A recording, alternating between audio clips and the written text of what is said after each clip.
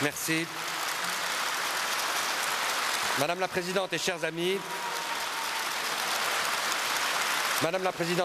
d'abord, un grand merci pour les mots très aimables que vous avez eus à notre endroit.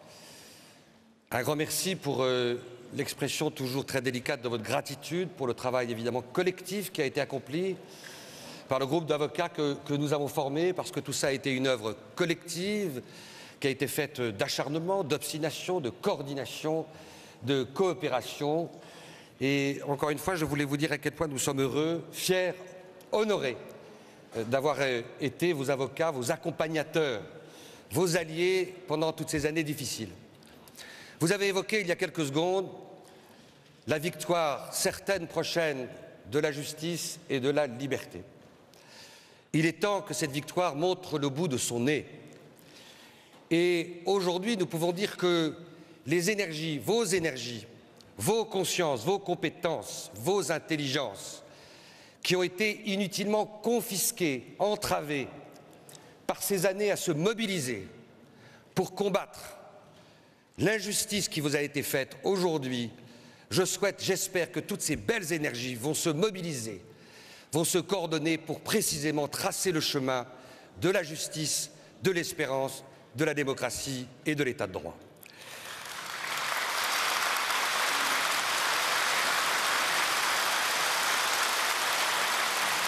Il faut donc tourner la page. Mais comme le disait très joliment un poète cambodgien, pour tourner la page, encore faut-il la lire un petit peu. Et donc je vais revenir un instant et brièvement en quelques mots sur les événements qui sont passés il y a plus de 11 ans.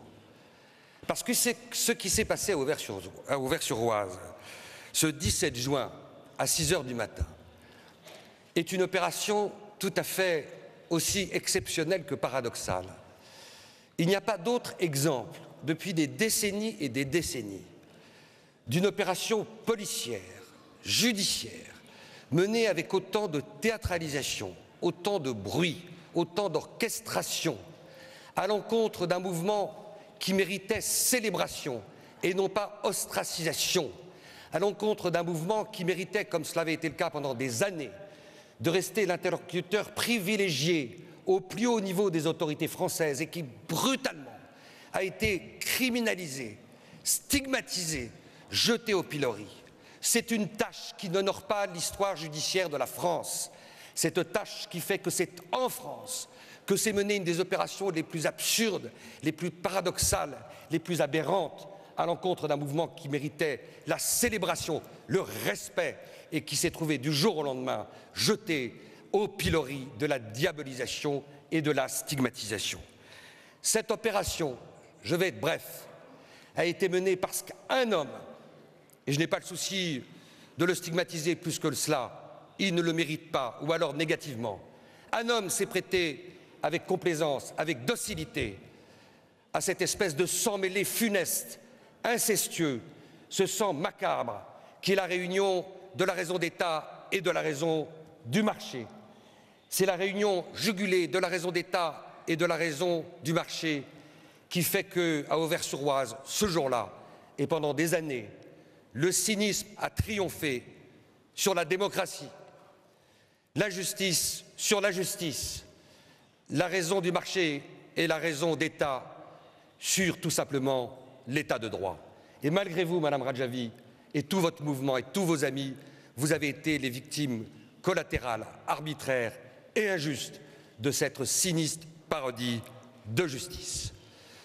Il a fallu donc de nombreuses années, vous le savez, pour que nous obtenions ces deux ordonnances qui successivement vous ont rendu votre honneur, votre intégrité, injustement outragés et méprisés.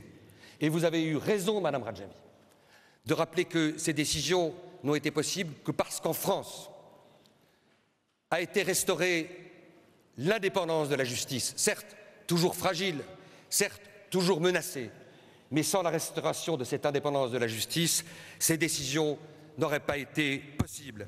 Elles sont à l'envers des propos qui ont été tenus le jour de cette sinistre opération d'Auvers-sur-Oise, et qui ont été tenus par un homme qui disait, pour qualifier votre mouvement, qu'il s'agit d'une des sectes parmi les plus brutales et les plus cruelles d'islamistes, intégristes, doublé des derniers vestiges du marxiste le plus intégriste. Cet homme, c'était Nicolas Sarkozy. C'était le ministre de l'Intérieur de l'époque. C'est lui qui a vu accorder sa validation, son blanc-seing à ce qui était facialement, en apparence, une opération judiciaire, mais qui en fait n'est qu'un sinistre cadeau empoisonné fait au sinistre Mollah de Téhéran. Aujourd'hui, je le disais, il faut tourner la page, il faut aller de l'avant, il faut que nous tirions ensemble collectivement les enseignements de cet incroyable paradoxe. Quel est cet incroyable paradoxe? Enfin voilà, Madame Radjavi, vos amis, vous, le mouvement, qui moins que quiconque méritait une quelconque diabolisation judiciaire, une quelconque stigmatisation, qui avait été jetée dans l'infamie de la diabolisation médiatique, à la requête et à l'initiative des seuls qui, eux, méritaient de se retrouver dans le box d'une justice internationale, c'est-à-dire ceux qui règnent en maître aujourd'hui à Téhéran, où ils développent de façon sinistre une politique de torture à grande échelle, une politique qui chaque jour fait de plus en plus de martyrs. Quel étrange paradoxe que la situation dans laquelle vous avez été jetés injustement. Cette sinistre farce aujourd'hui est terminée.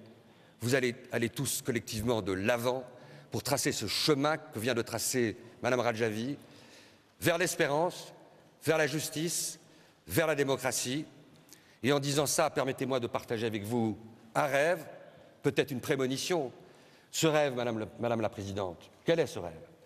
Ce rêve, c'est qu'un jour, je descende avec vous et mes amis, confrères du barreau de Paris et tous les autres, d'un avion qui se poserait au petit matin à Téhéran, et qu'ensemble nous marchions dans les rues de Téhéran pour aller au-devant du peuple iranien qui vous attend, et que vous incarniez alors cette alternative qui manque aujourd'hui au monde, l'alternative d'une opposition fondée sur l'islam, mais un islam tolérant, un islam bienveillant, un islam modéré, un islam républicain, un islam amoureux des droits de l'homme. C'est cette alternance que vous représentez, c'est justement ce dont a besoin aujourd'hui le peuple iranien et au-delà toute l'humanité. Je vous remercie.